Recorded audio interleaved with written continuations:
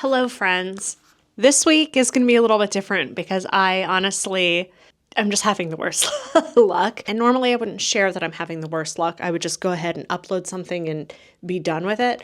But so many things have gone wrong that I just have to share. Normally, I do some filming and editing on the weekend, but I was driving up to the central coast of California for my friend's wedding. John Stamos officiated. It was wild. We need reasons to come together and celebrate family, friends, and true love. Those are the simple things that bind us and that save us. So thank you, boys, for getting married today because we all needed this. It's one of the first big social things I've done since having Oscar, and my stamina was just not prepared for it. I had a good time and stuff, but normally I'm out on the dance floor. I'm bopping around all night, but my feet hurt and I was tired and I just wanted to see my baby. It took 3 hours to drive up there and 3 hours to drive back, and that just took it out of me.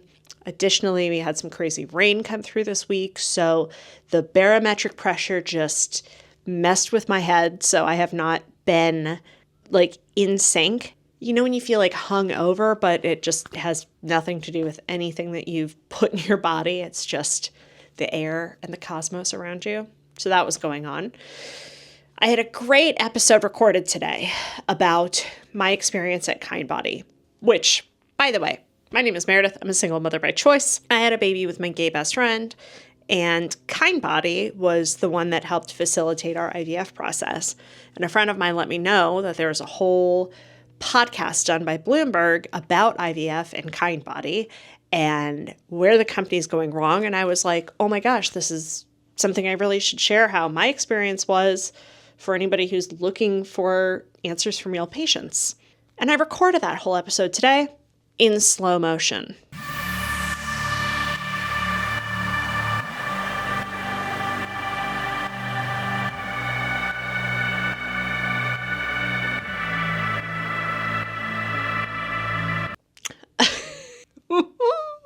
It's bad. There's no audio. It's just that. So that was frustrating. It took forever to put on my computer. I went out. I took Oscar for a long walk. I had a coffee. I came back and I was like, there's still 45 minutes to upload. What the hell is going on?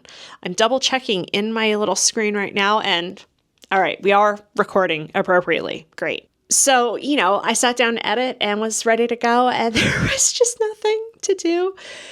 Luckily, while I was out, my mom picked up her camera and decided to record herself talking about my choices and where I'm at and how she's a part of it. And it's short, but I think that she decided to record this not only in response to the last video that I put up, but also in response to some kind of negative comments that we've gotten. It's not too bad, but I don't think she's used to saying that. And so she just wanted to, give her 2 cents of where she's at with this whole situation. And it's short, but it's succinct. And I just feel like it's something worth watching, worth sharing.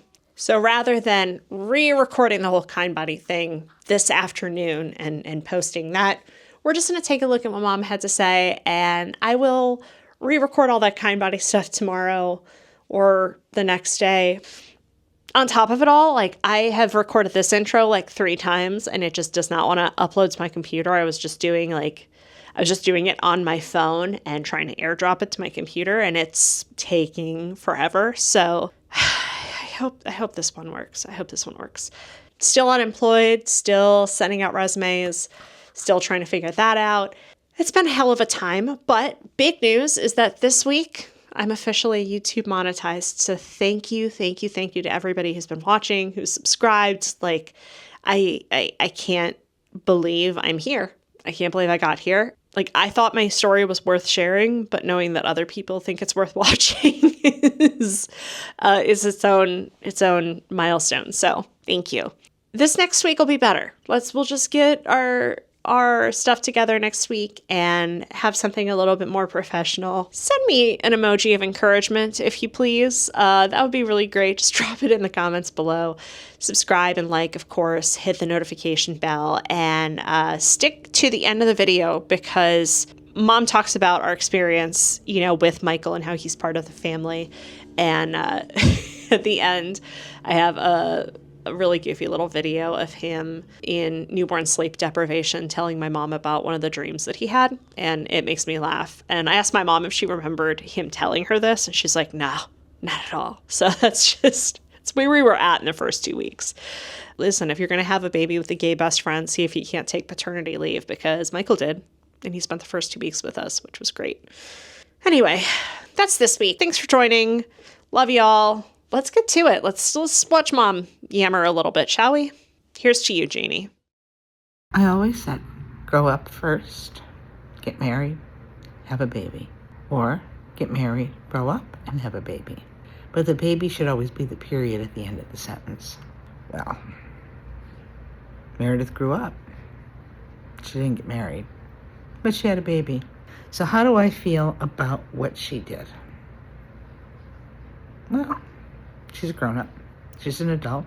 She wants a child, and she has the right to have one. I believe in choice. Her partner.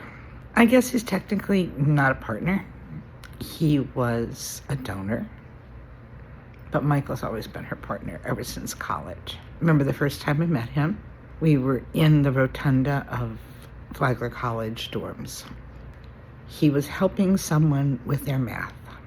I was introduced, and I said to her, he's really cute. She said, he's gay. I said, are you sure? She said, definitely. Then her dad met her.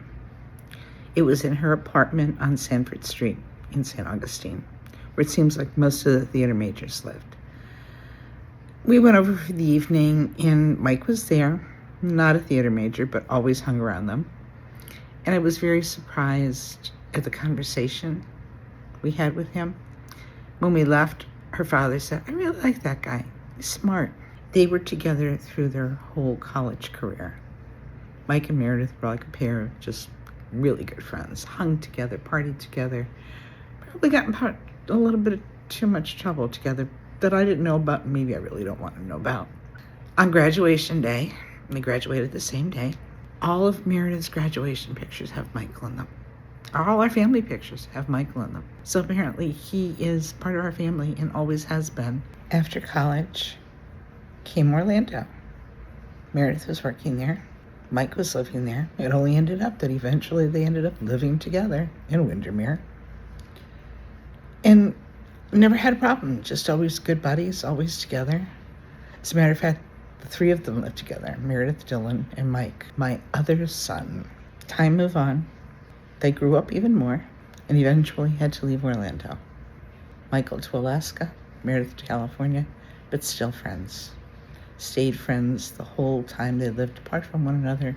And when Meredith finally decided it was time for a baby, it was Michael who volunteered the donation. She thought of asking him, was a little bit nervous, but didn't have to. When she told him the story, he says, I volunteer. He's always been a part of the family. He always will be a part of the family. He's the best dad Oscar can ask for. Am I sad about it? No. I just changed my sentence a little bit.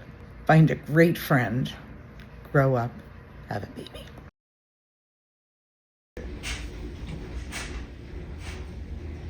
So last night I dreamed that Meredith had a Pope flower bath with the new baby. A Pope flower bath? Yes. And I promise you, it's exactly as it sounds. So Meredith was like naked in the bath, holding the baby, like covering up her private parts.